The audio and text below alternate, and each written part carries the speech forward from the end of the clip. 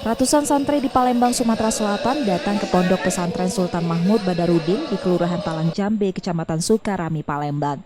Mereka tergabung dalam gerakan santri dukung Ganjar wilayah Sumatera Selatan dan melakukan doa bersama untuk mendoakan Ganjar Pranowo menjadi Presiden 2024 mendatang. Menurut para santri, deklarasi ini karena melihat sosok Ganjar yang sukses memimpin Jawa Tengah. Sebagai seorang gubernur, Ganjar merakyat dan dapat diterima semua kalangan.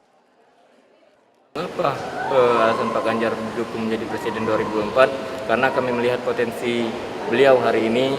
Beliau telah berhasil menjadi pemimpin, menjadi Gubernur Jawa Tengah.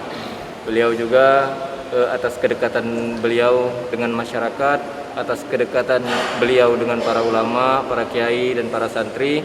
Kemudian beliau juga selalu menyerap aspirasi-aspirasi daripada masyarakat itu sendiri. Tak hanya melakukan deklarasi, ratusan santri dukung Ganjar ini juga melakukan bakti sosial dengan membagikan sembako pada masyarakat sekitar dan bergotong royong di lingkungan pondok pesantren. Rizky Nurmizan, Kompas TV, Palembang, Sumatera Selatan.